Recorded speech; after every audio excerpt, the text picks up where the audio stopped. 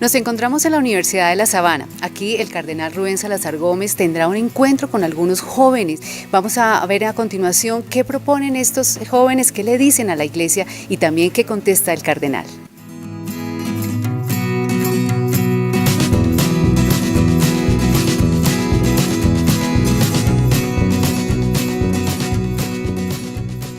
Y es que hay muchos voluntariados y nosotros nos gusta hacer voluntariados a los jóvenes, pero a veces no nos acercamos justamente porque no sabemos dónde podemos ir a prestar nuestros servicios, ayudar a la comunidad. Justamente algo parecido sucede con la iglesia. A veces no es que no queramos a la iglesia, sino que no la vemos a veces como cercana a nosotros o vemos algo como muy lejano. Por eso también es que hay que mostrar que esos grupos, que ese tipo de actividades que se hacen en las parroquias, se deben desarrollar y se deben compartir en las redes sociales, que es donde nosotros tanto mantenemos gran parte del tiempo conectados ahí. Compartirlos en esto es también estar en esa posición de mostrarnos de que la iglesia toma otros medios para incluso acercarse a personas de que a pesar de que incluso no se acerquen a la iglesia, por ejemplo a asistir a la liturgia, pueden ir conociéndola por otra manera para acercarlas y tener una relación estrecha con la Santa Iglesia. Pensamos en los jóvenes que en este momento están en un proceso de posconflicto, en una Colombia tan cambiante de hoy en día, que tienen muchas carencias materiales, pero también tienen muchas carencias afectivas y espirituales. Y qué mejor que los jóvenes, ayudemos a los jóvenes en ese tipo de cosas, brindándoles nuestra amistad, dándoles la mano, también para que aprendan a mirar el mundo de una forma distinta. ¿Cómo queremos que la iglesia nos presente el bien, la verdad y la belleza? Entonces, para ya mi propuesta concreta, me he detenido en la belleza.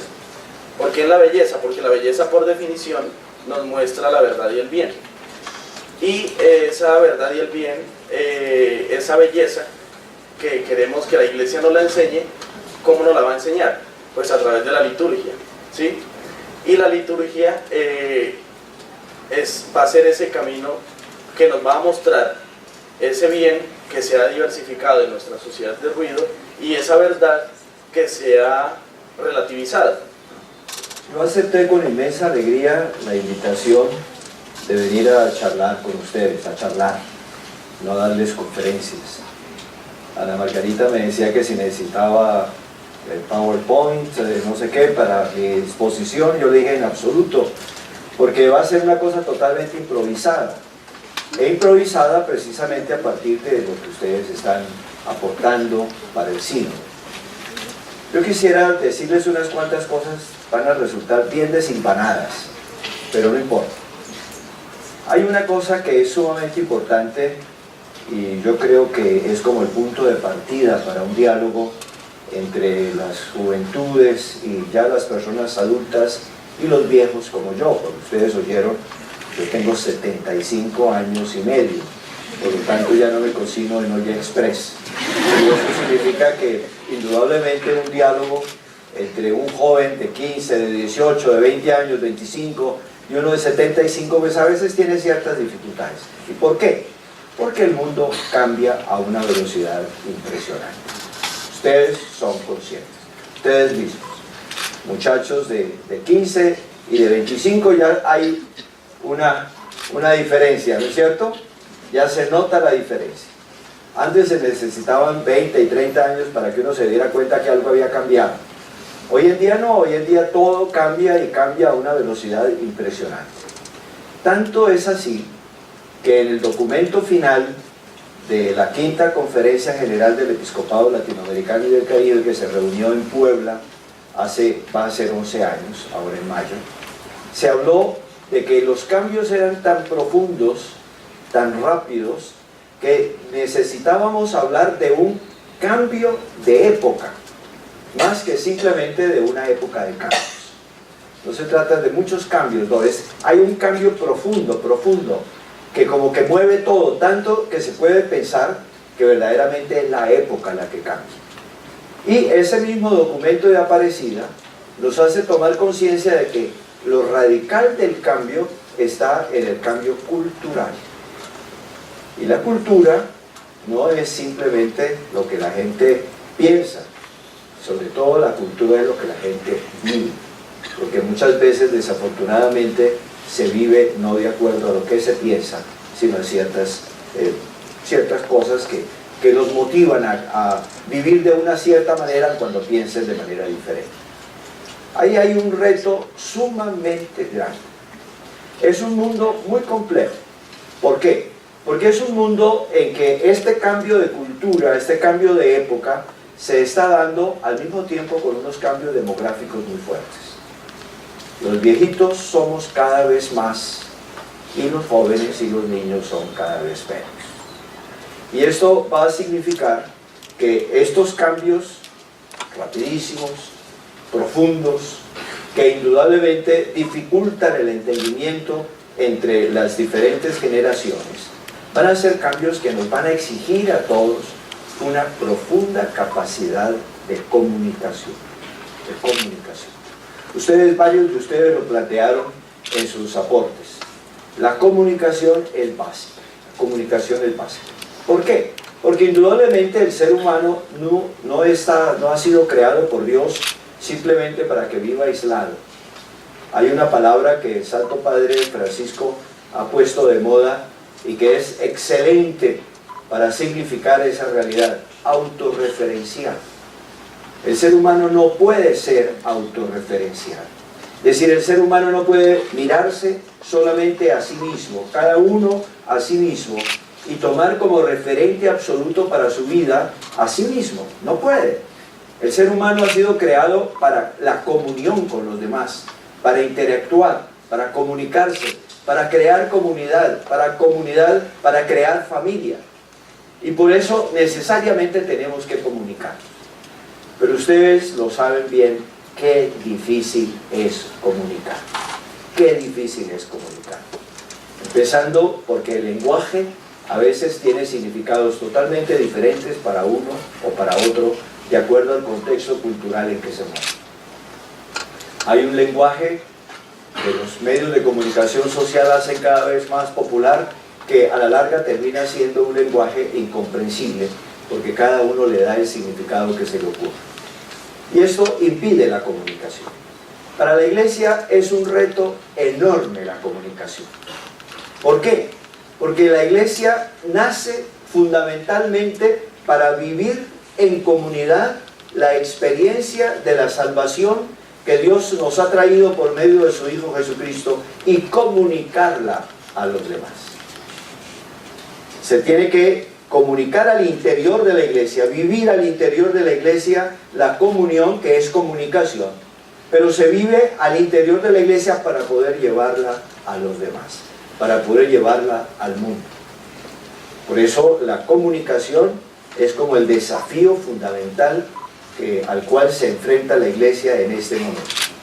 Un mundo que cambia aceleradísimamente, un mundo que se va volviendo cada vez más complejo desde todo punto de vista, y un mensaje que hay que comunicar.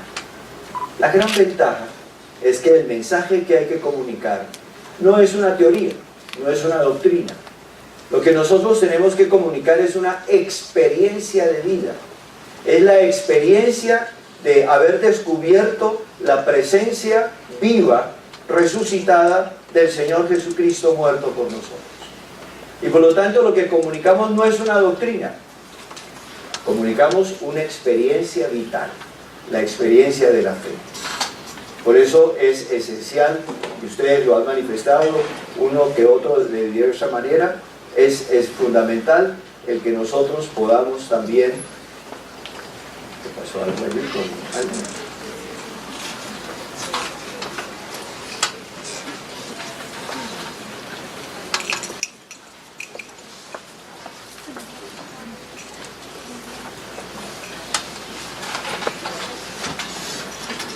Y esto, repito, ustedes lo han planteado, es sumamente, es decisivo.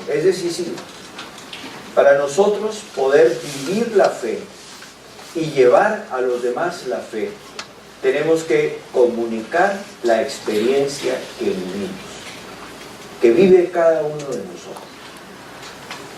Por eso lo que decía Cristian acerca de la liturgia. La liturgia, a través de todo de toda esta expresión que se ha ido generando a lo largo de los siglos, tiene que comunicar esa experiencia de la presencia del Señor resucitado en medio de la comunidad. Y tiene que permitir que cada uno de los que están participando viva, experimente esa presencia y la viva al interior de la comunidad. Y que el aporte de todos los miembros de la comunidad sea, por lo tanto, una ayuda a profundizar, a vivir cada vez más intensa y profundamente esa experiencia del Señor resucitado. Ahora, la iglesia, como iglesia, y esto no lo olvidemos jamás, no es el Papa, no son los obispos, no son los sacerdotes. La iglesia somos todos, absolutamente todos.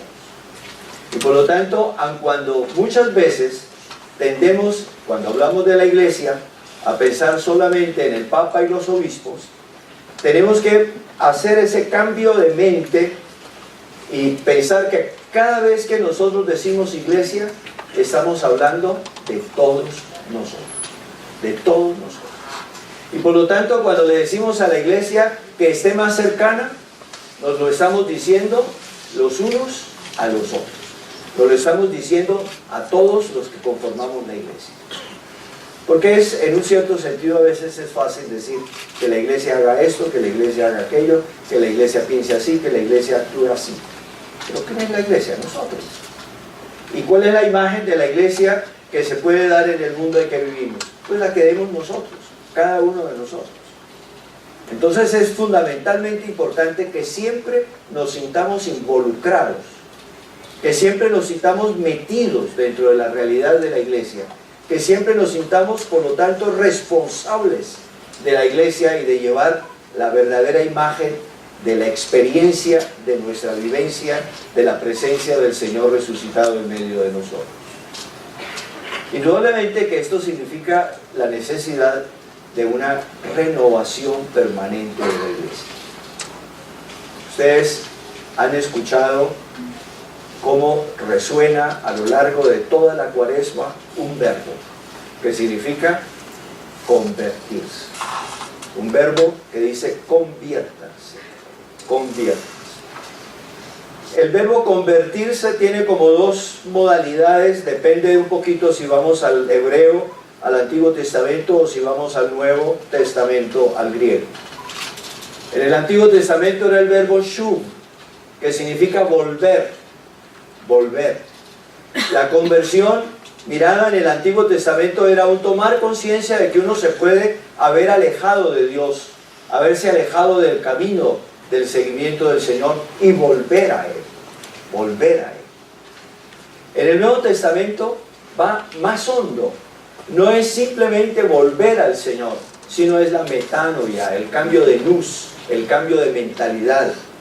Y nous no es solamente la mente en el sentido teórico de inteligencia o de inteligencia teórica abstracta, sino que es la manera misma como la persona se concibe a sí misma, se relaciona con los demás, se relaciona con Dios y por lo tanto vive su vida de todos los días. La conversión entonces ahí es una transformación profunda de toda la persona, en todas sus dimensiones, una conversión integral, un cambio integral. Y la iglesia como comunidad tiene que estar en ese permanente cambio, en esa permanente conversión, en ese permanente volver a ser lo que debe ser. Pablo VI, quien va a ser canonizado próximamente y que será cada vez más uno de los grandes papas de la historia de la iglesia, Pablo VI decía: iglesia, sé lo que eres. Ese sé no es del verbo saber, sino del verbo ser, ¿no? Sé. Bueno, digamos, sea usted. No es yo sé lo que tú eres, sino tú tienes el deber de ser lo que eres. Es decir, el proceso de la iglesia tiene que ser siempre llegar a ser cada vez más claramente lo que es por naturaleza. lo que Dios quiere que ella sea. Y por eso la iglesia tiene que estar en un continuo proceso de cambio, de transformación. Pero ese cambio, queridos hermanos, no lo va a hacer el Papa, no lo van a hacer los obispos. Ese cambio lo van a hacer ustedes.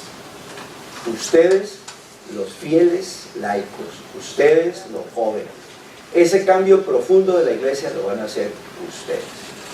El Papa puede proponer un nuevo lenguaje, el Papa puede hacer reformas de la curia romana, el Papa puede producir documentos, encíclicas, constituciones apostólicas, exhortaciones apostólicas, los obispos pueden dar decretos y los obispos pueden hacer planes de evangelización, pero en realidad los que van a transformar a la iglesia son ustedes. ¿Por qué? Porque ustedes, especialmente los jóvenes, son los que están todavía mucho más capaces de cambio, de transformación. A mí siempre me asusta un poquito con los jóvenes algo, se lo digo a ustedes sinceramente. Y es que indudablemente en la sociedad hay unas especies de virus, de bacterias culturales. Y es fácil que los jóvenes se dejen contagiar de esos virus y de esas bacterias. De tal manera que una persona joven ya esté con toda una serie de clichés, de ideas preconcebidas, de prejuicios, con una serie de rigideces psicológicas, cuando no debería ser así. Porque precisamente el joven está abierto totalmente al futuro, es capaz permanentemente de construir futuro. Y por eso no debería tener ideas prefabricadas, ni clichés, ni repetir cosas que escucha, sino ser siempre capaz, con una actitud verdaderamente crítica, de enfrentar la realidad y de medir todas las ideologías y todas las doctrinas y todas las teorías y todas las ideas con las cuales uno tenga que enfrentar. El Papa Francisco, como buen jesuita, ha puesto sobre el tapete para esa renovación de la iglesia que debemos hacer todos los fieles de la iglesia, todos, especialmente los que no son el Papa y los obispos, que ya somos viejitos. En la iglesia reina la gerontocracia y por lo tanto todos los papas y los obispos ya somos todos viejitos decrépitos, algunos más decrépitos que otros. Entonces, lo importante es, la palabra es discernimiento. Discernimiento. ¿Cuál es la actitud fundamental de toda la iglesia?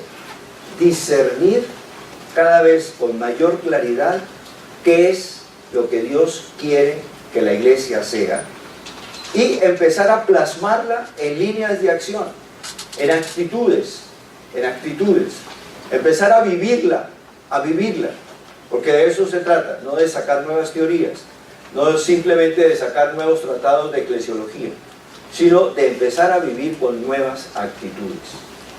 Y ahí vienen unas actitudes que son fundamentales y que ustedes han ido señalando. Yo no voy a tomar cada una de las propuestas que ustedes hicieron, porque sería muy complicado, iríamos muy lejos. Pero sí tomo ciertas ideas que aparecieron en las intervenciones de ustedes. La primera es mirar la realidad. La realidad. Los jóvenes corren un riesgo, y precisamente el riesgo de aislarse, de meterse dentro de una burbuja artificial, de pensar que toda la vida van a ser jóvenes, que toda la vida van a tener las mismas energías, las mismas fuerzas, las mismas posibilidades, y corren el riesgo de ignorar el ambiente en el cual viven. Y ese es un problema que en una universidad como la de ustedes, la Sabana, se acrecienta, porque es una universidad en la cual la mayoría de los estudiantes vienen de familias relativamente acomodadas. Y vivimos en un país, en cambio, en donde 1 de cada 3 colombianos vive en la pobreza, y 1 de cada 8 o 9 colombianos vive en la miseria. Pero podemos correr el riesgo de ser indiferentes a esa realidad. Una de las niñas últimas, María Fernanda habló precisamente de los guerrilleros, de estos desmovilizados, esta cantidad de jóvenes que vivieron toda su vida metidos en el conflicto armado. Pero no solamente pensemos en los guerrilleros, Pensemos, por ejemplo, hay en Colombia un número de más de 8 millones de personas que sufrieron y sufren permanentemente el desplazamiento forzoso. Y 8 millones, en el contexto de 50 millones, es un porcentaje inmenso, inmenso. 8 millones de personas que fueron obligadas a salir de su tierra, de su casa, de su historia, a perder prácticamente sus raíces para irse a inserir en un mundo desconocido, hostil, difícil, tremendo.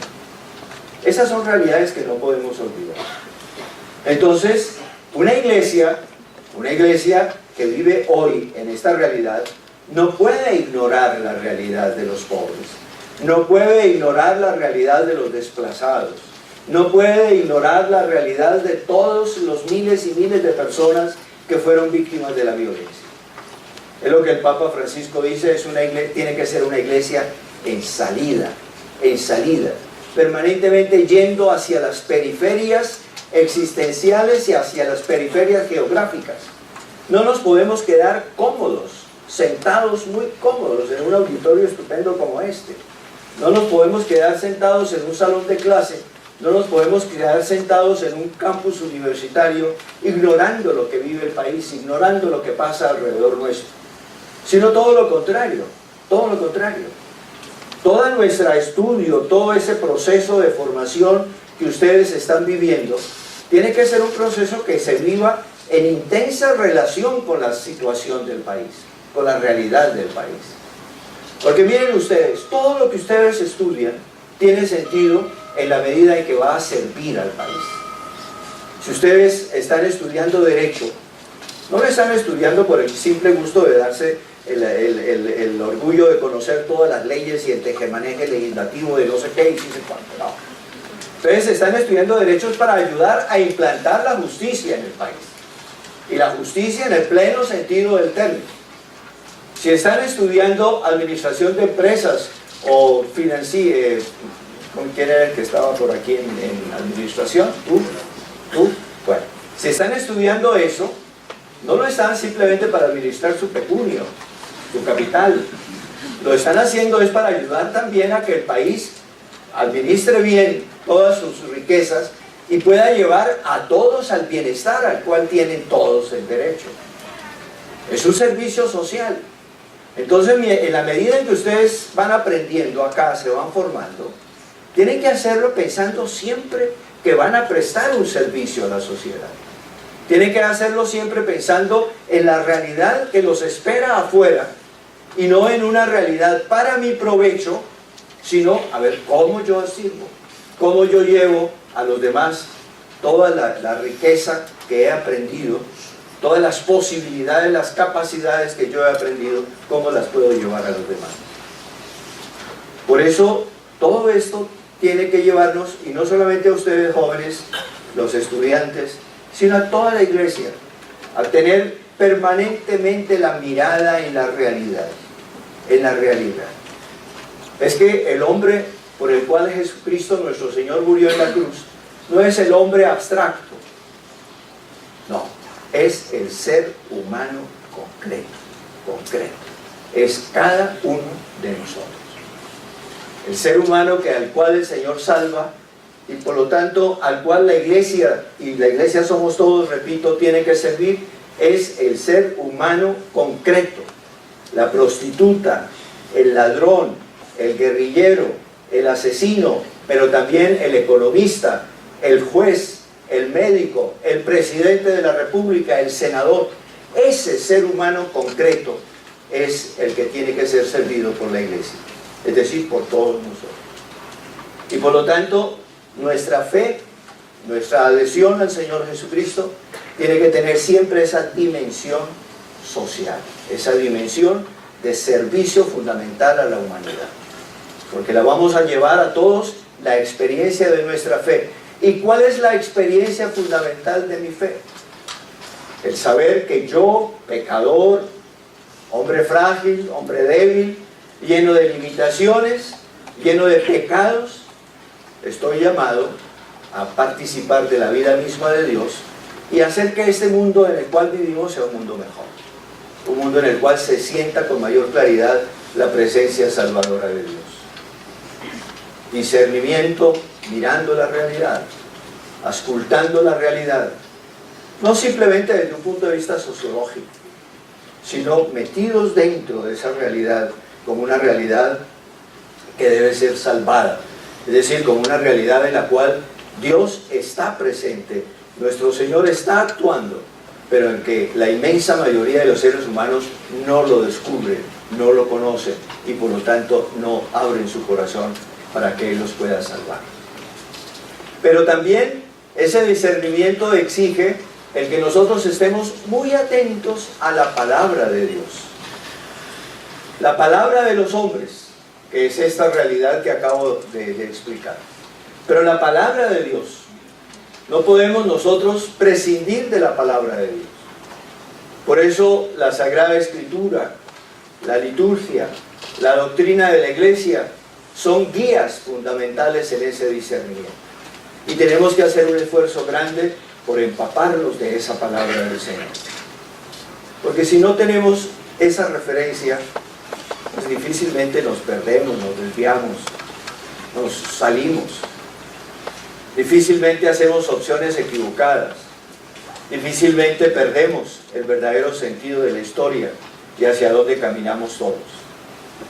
Entonces, ese discernimiento tiene que ser un discernimiento permanente, pero un discernimiento que a la luz de la palabra del Señor sea capaz de interpretar. La Sagrada Escritura usa un término bellísimo que tal vez para nosotros puede sonar algo absolutamente ininteligible. Habla de los signos de los tiempos. Los signos de los tiempos. ¿Qué son los signos de los tiempos? Son esos signos, es decir, aquellos acontecimientos, aquellas tendencias, aquellas realidades que nos señalan una realidad diferente. Por eso son signos.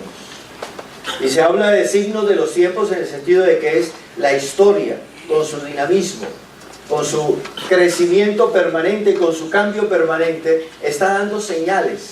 ¿Y señales de qué? De la presencia salvadora de Dios.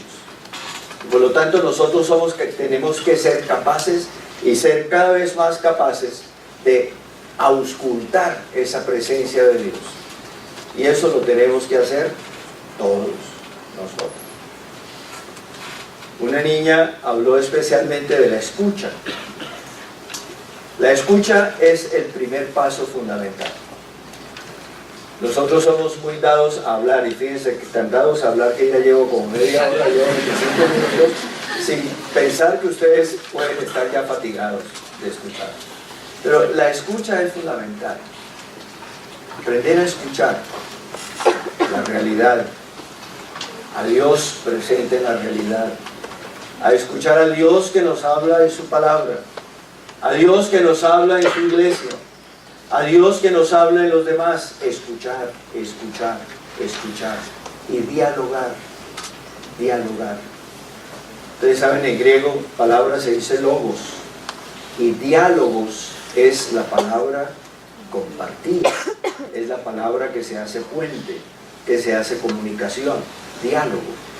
Necesitamos dialogar, escuchar para dialogar, y el diálogo es la forma fundamental como nosotros vamos a poder ir creciendo en ese discernimiento de la presencia de Dios y por lo tanto haciendo posible que la iglesia, todos nosotros, seamos sal de la tierra y luz del mundo. Lo que decías, se me olvidó tu nombre, el de finanzas. Miguel Ángel. Lo que decías acerca de que los curitas nos dediquemos a evangelizar y no sigamos metiéndonos en finanzas. Eso es claro, eso es claro. Seguramente que ustedes, si son asiduos en sus parroquias, han oído que ahora estamos exigiendo cada vez más los famosos COPAES, que son los consejos de asuntos económicos. Porque indudablemente que el párroco no es un administrador, no es un administrador de empresa, no es un financiero. El párroco es el responsable de que los bienes que el Señor ha puesto allí para evangelizar sean bien administrados, pero tiene que hacerlo con la ayuda de gente experta. Entonces, en cada parroquia debe haber un consejo, eso está mandado en el derecho canónico. En cada parroquia debe haber un consejo que facilite al párroco la administración de los bienes. También en cada parroquia tiene que haber muchos fieles que ayuden formando equipos de trabajo en todos los campos de la evangelización, en todos, visitando a los enfermos, ayudando a los pobres. Esto de la dimensión social de la evangelización, es algo que tenemos que tener siempre muy presente. Creemos no simplemente para que yo creo, para que yo me salve, sino que creo para ser testigo de Jesucristo y contribuir a la salvación del mundo. Entonces, mi fe tiene necesariamente una dimensión social, una dimensión comunitaria, una dimensión de ir al mundo para meterse dentro del mundo a transformar el mundo. Y ese es el gran reto que nosotros tenemos. Concluyo. ¿Qué significa que el Santo Padre Francisco haya convocado a un sínodo sobre los jóvenes, la fe y la vocación? El Papa lo ha dicho muy claramente. No se trata de un sínodo sobre los jóvenes. Es decir, no se trata de que la iglesia, los viejitos, el Papa, los obispos, todos los grandes viejos de la iglesia nos sentemos a reflexionar quiénes son los jóvenes, qué vamos a hacer con los jóvenes, qué problema los jóvenes. No se trata de eso. El Papa ha dicho es un sínodo de los jóvenes, Y de hecho, a Dios gracias, en la conferencia episcopal, en los obispos, cuando eligieron los representantes de la conferencia episcopal al sínodo, eligieron a los obispos más jóvenes. Hicieron un esfuerzo de elegir, porque casi jóvenes no se encuentran, con lupa se buscan, pero eligieron a los más jóvenes de los obispos para que ellos fueran al sínodo. Pero se trata sobre todo de que ustedes aporten en el sínodo, porque es el sínodo de los jóvenes. ¿Y para qué? Para los jóvenes, para que ustedes cada vez más se sientan de verdad responsables de su puesto al interior de la iglesia, como fuente fundamental de renovación. La iglesia tiene que estar en continua transformación, en continua cambio, en continua innovación. A veces la palabra innovación nos puede causar un poquito de miedo. No le tengamos miedo. La iglesia tiene que innovar, es decir, encontrar maneras nuevas, absolutamente nuevas, totalmente diferentes de las que han existido a lo largo de los siglos, para poder vivir la experiencia de fe y comunicar la experiencia de fe. Mil gracias, señor rector, te agradezco inmensamente. Muchas gracias a todas las directivas de la universidad. Mil gracias a todos ustedes, queridos jóvenes, por haberme aguantado un rato.